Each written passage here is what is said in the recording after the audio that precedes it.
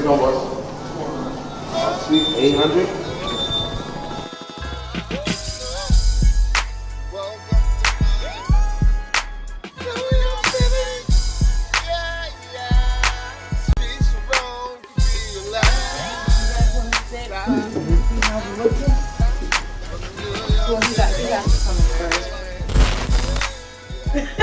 Ready? Yeah. Oh, we back. Episode 2, Media Overload Show. With my partner, the lovely. Hello, guys. Tay Bailey.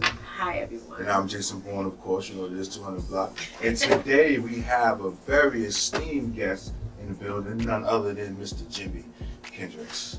How you doing, bro? Welcome to the show. Thank you. Welcome to the show.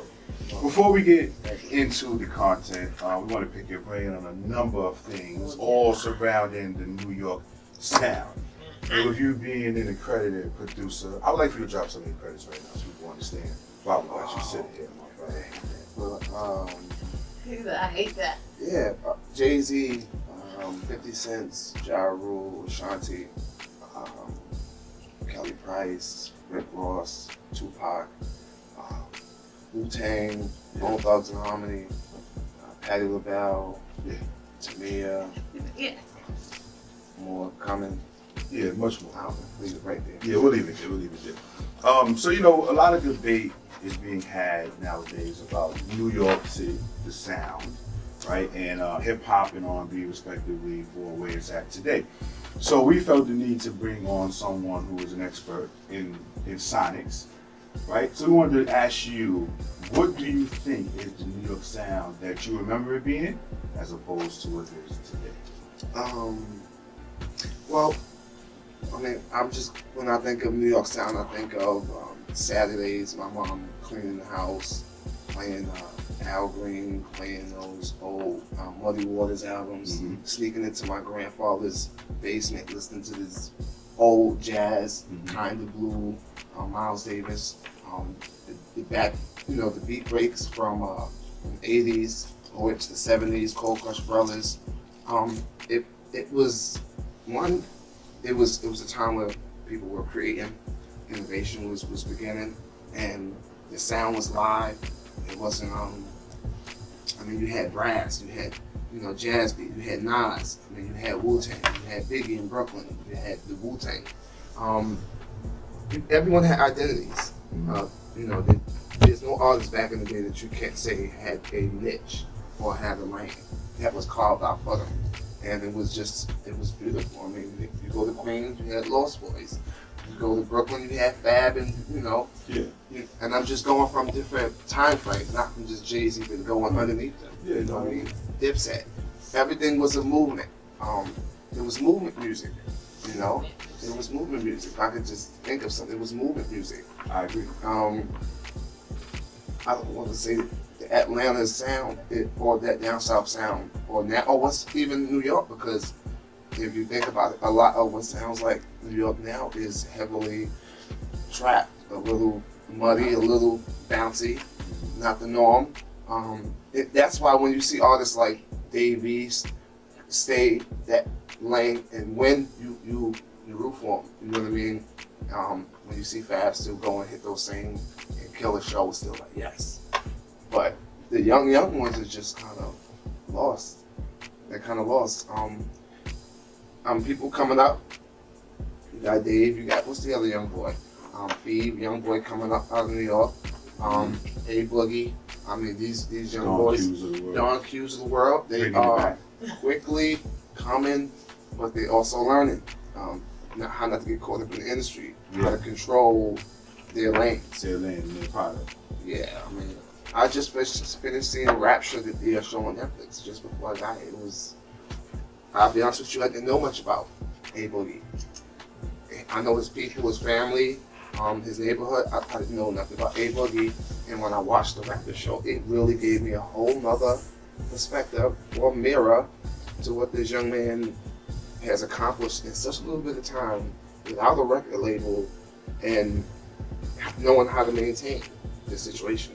And I want to piggyback that as well. I also feel like that's what was part of what New York sound like and felt like. And Tay, you always make the reference of flex, right? Bringing it back. This is what New York sounds like. That's what New York sounds. And I love it. And I also feel like what you mentioned, the A Boogie, the documentation of who you are, what you stand for, what your movement is about. I think that was heavily, played on in those times. I think that's what's missing today. I feel like everybody's just, just so vibey and so chill, and that's not really New York. No. We're aggressive. We always feel like we have a point to prove. We have something to do.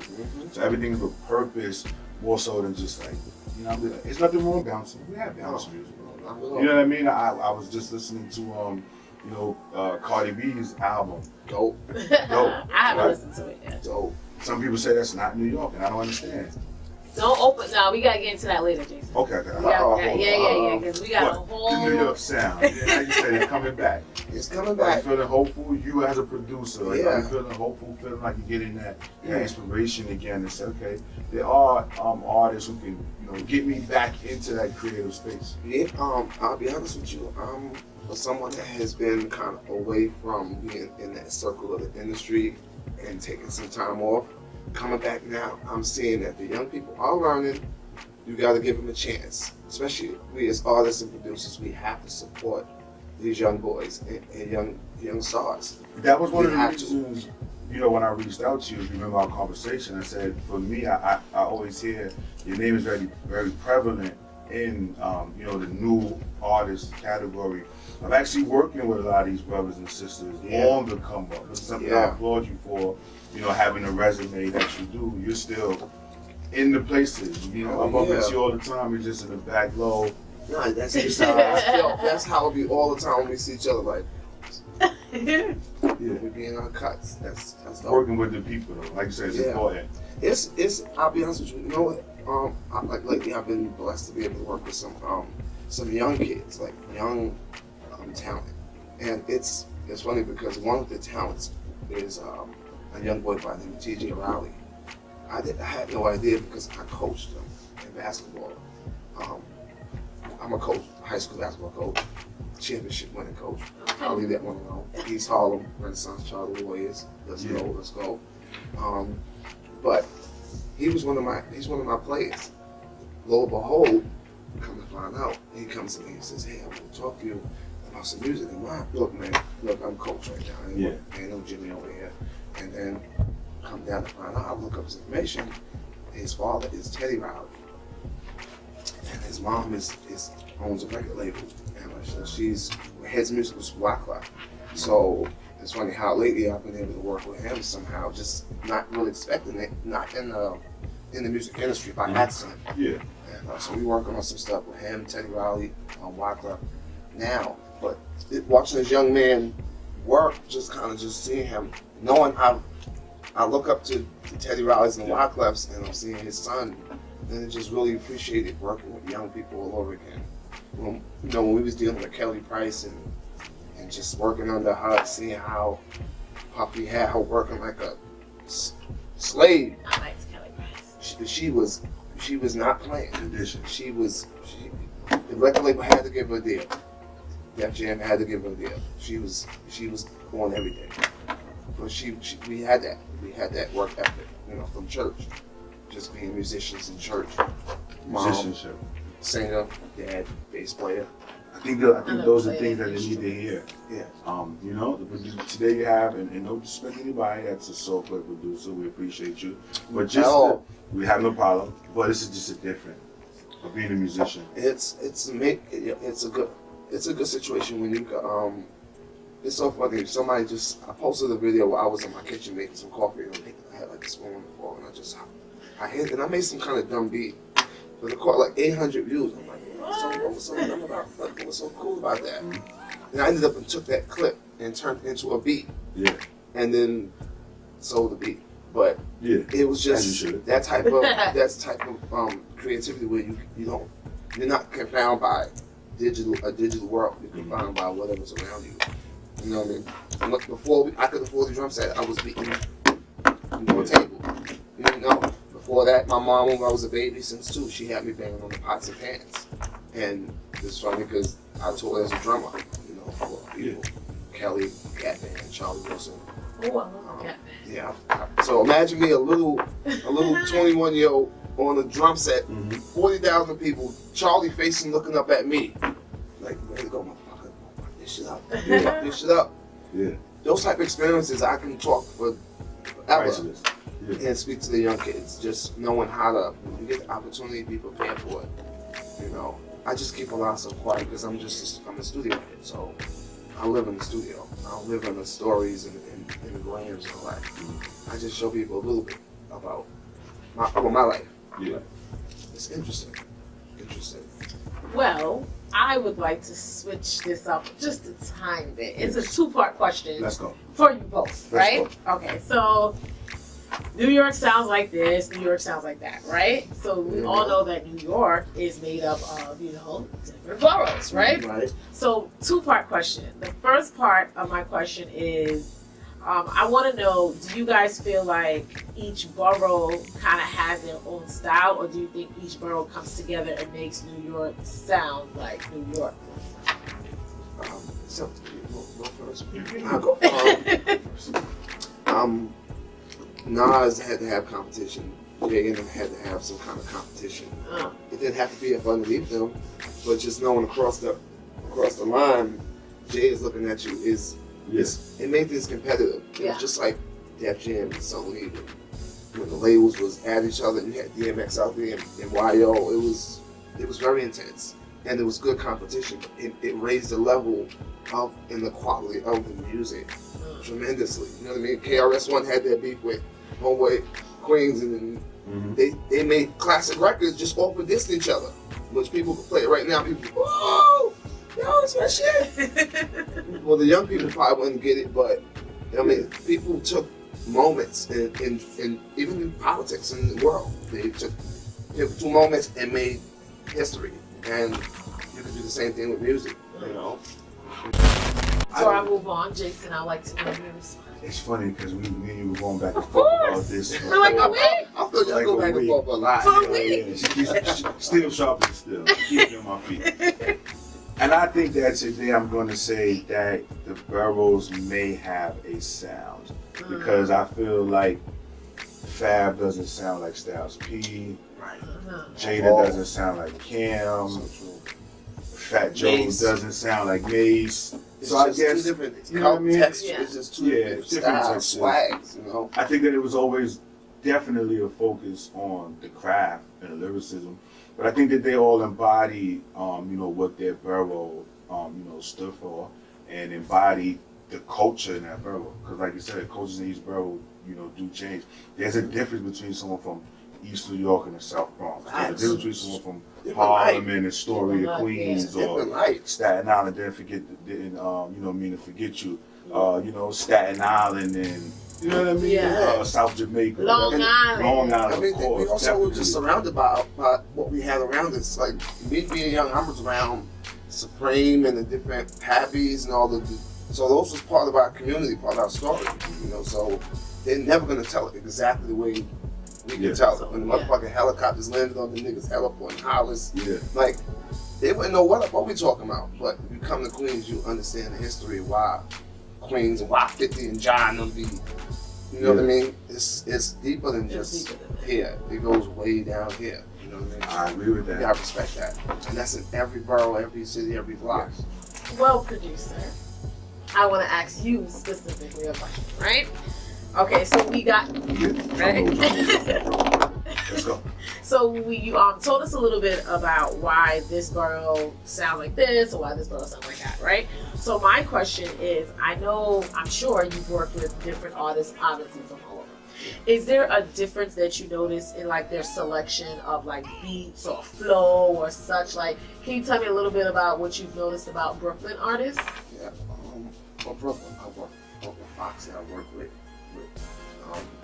Cam, her albums. A lot of their records that I know I did with them. Well, Jay-Z, I did it my way. I did Brooklyn 2 album for him. Those records were like theme records. Like a lot of the records that I did with them was sample based. I pretty much carved out something in there, a hook. Like I had Frank Sinatra saying the hook. I did it my way, and Jay just did the rest. And the same thing with those records with those bunch of Brooklyn artists, they still try to hold to that sample, Just Blaze, that big sounding, you know, It's a Hard Knock. Like, they'll go with a record like that any day. You know, It's a Hard Knock.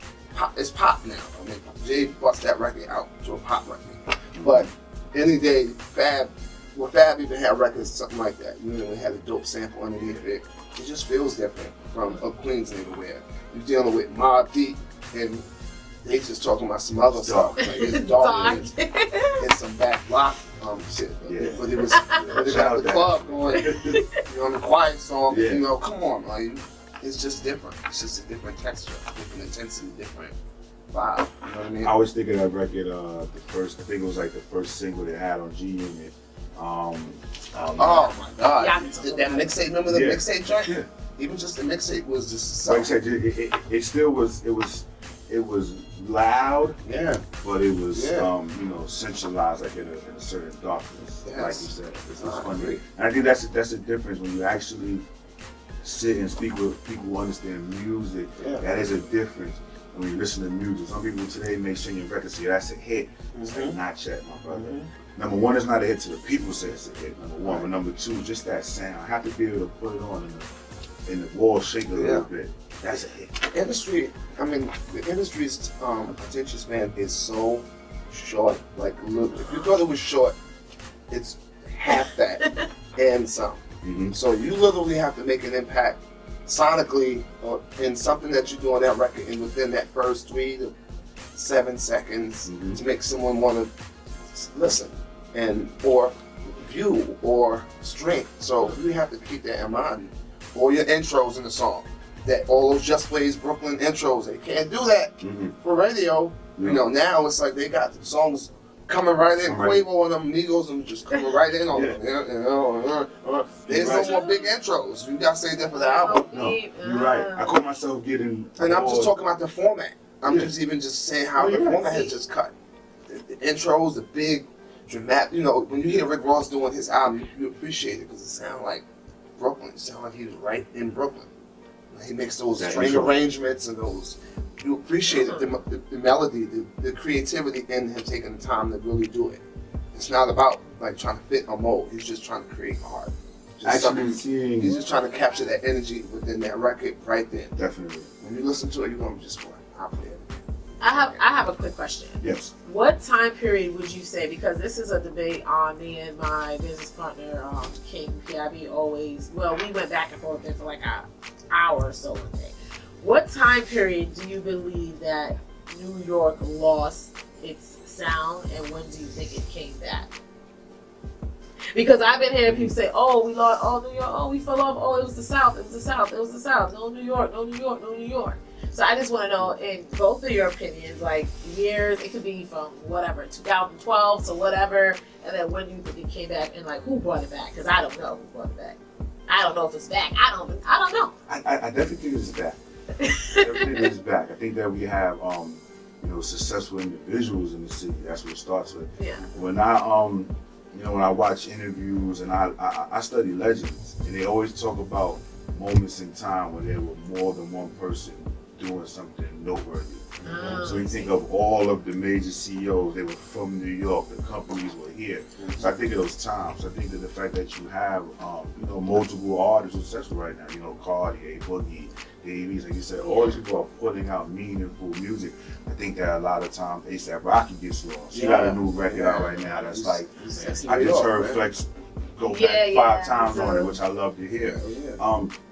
And for me personally, I don't blame any other region when I talk about, you know, the downward spiral of you know, music in your city. I don't blame another region. I feel like you always got to do self-inventory. So I think that when we lost the touch of like embracing one another and wanting to work together and be out and just be around it, I think that that's when we lost it. You know what I mean? Like I was saying recently, I remember like Kevin Liles, for example, speaking about his come up, you know, in the business. He said we knew where to go to hear the music, to be around each other, pick each other's brains, just to have a good time. And when you're having a good time, you're able to do good business. I think that that's what we lost. I think everything became so like, I'm doing what I'm doing, I don't really know. I'm too cool, I don't really know. You know what I'm saying? Instead of understanding, like, listen, producer, rapper, engineer, DJ. videographer, DJ. Boom, we got a party, y'all. Yeah. Let's get the people to come now. I think that's when we lost it. Time frame, I don't know, after the movement stopped. You know what I'm saying? I mean, we did the Wonderful record. When was that? 2004, 2003. Like when the feds came in and shut it down. And I mean, we did that album was pretty good. All You All the album was pretty dope. They had the New York Clapback, something Wonderful, Caught Up. He had a solid album. He went platinum, but it could have did so much more had it not got knocked down because of the feds and the beat back and forth between feds. At that time, you think about it, Ja was killing him. The album before that, he was Gone. He was a pop star. Yeah. He was out of here. J-Lo on popping. Shit, come on. He was retarded. And then Fifth comes, it's funny because one big megastar got knocked down, another one stood up. But then when he looked around, there was nobody really around. Like embrace him. Yeah. So he just did him, you know what I mean? But it never restored that thing of like, for example, like Donald Trump sitting in that office right now, seems like he tarnished the office. So the next brother that sits in is gonna be like go burn the chair. You know, it's never really the same. And notoriety is never gonna be the same as it is. Because everybody saw what we didn't do. And they did exactly the opposite. Wrecking them all day. Atlanta, Miami, they joined together and they have been eating for 20, 30 years together. Put 7 people on the record. It's Beating enough, each other's enough family money together. to cut a piece for everybody. Every love. So that's how it happens. Love. You know what I mean? We just the whole idea of this showcase is different. It was more focused on producers this time. We're gonna do producers with artists. The winning producer will produce the record on with distribution for the winning artist. So I'm gonna, of course, host the producer segment. The winner of the producer will be the producer for the winner of the artist showcase. And it's gonna be distributed through Empire. Also have Sony on my table that wanna distribute it, so we'll figure that out. But whoever wins is gonna have a situation. Yes, this I'll leave that whole alone. situation. Empire's He'll a get it. situation. What is it? I watch that show all the time. Yes, and I'm looking for artists. I'm back. You heard it here? I'll say it like that. I'm back. I've been talking shit like this. You heard it live on Media. Cooking up. Media Overload. But in any case, guys, thank you for tuning in. I'm happy that you guys got to hear what everyone had, what these guys mainly had to say about, borough music. Jason knows it's something I've been trying to talk about forever. So I'm really happy you guys definitely, gave me a peace of mind. I feel a lot better about that whole thing. I definitely know what New York sounds like now. I definitely know what Funk Flex be talking about when he be like, boo boo. This is what New York sounds like, so exactly this is why I had to have this episode, because it's important to me, being a journalist, being in entertainment, and or being around artists and all these things. It's just, it's important for me to know. So I appreciate you guys. Appreciate you. All right. Tay Bailey TV, Media Overload, episode 2. Oh my God. And we out. Yay! Oh wow! So then I was like, "See, Leroy, now you ain't got robbed the nigga for $500. You get your just made $500 right here. Now Robin's making beats now. Like, he ain't robbing people no more. He ain't in prison. So everything. Yeah, because I'm wondering, what the fuck is he talking about? I know I seen something on it, but it's people just recognizing moments. Yeah, 3 million, 5 million, Jimi Kendrix. It still feels good, but I didn't do it for that. You know what I mean? But either way how you look at it, it's just it's encouraging. It's like I was telling you, it's like every time you meet somebody, I just record with Jimmy. And I'm like, that's what's up. Yeah, you know Jimmy? Kinda. He's like, we're bringing Jimmy to the show. You know you do too. I'm like kinda. You can call me right straight, right now. I think I heard of him before. I was like, I need producers. He's like, oh, I'm bringing Jimmy. I was like, okay, no problem. Looked you up. I was like, oh, okay, what he looking? Okay, cool. Yeah. He always been in the cut, man. But he be the motherfucker that's running this shit on the low key. But that's how, man. I'm learning how to work smarter and not harder. Right. I really am, and I'm also learning being able to do for this being my third show for Producers Academy, like since my mom passed away a couple of years ago, this is one of the goals that I wanted was to do something like performing arts. My mom was dope, you know what I mean? But she stopped doing music to raise us. Yeah. She had twins. Me and my brother's a twin. She had 5 kids, and she gave all that up to. All she did was in church. She had motherfuckers with the belt. Line up, nigga. You doing soprano, alto, tenor. Nigga, you gotta sing one, and you hit that motherfucking wrong note. Put your hand out there. Why? But all those moments we remember. But I'm looking at the fucking plaques and shit, and I'm like, it wasn't for nothing, you know.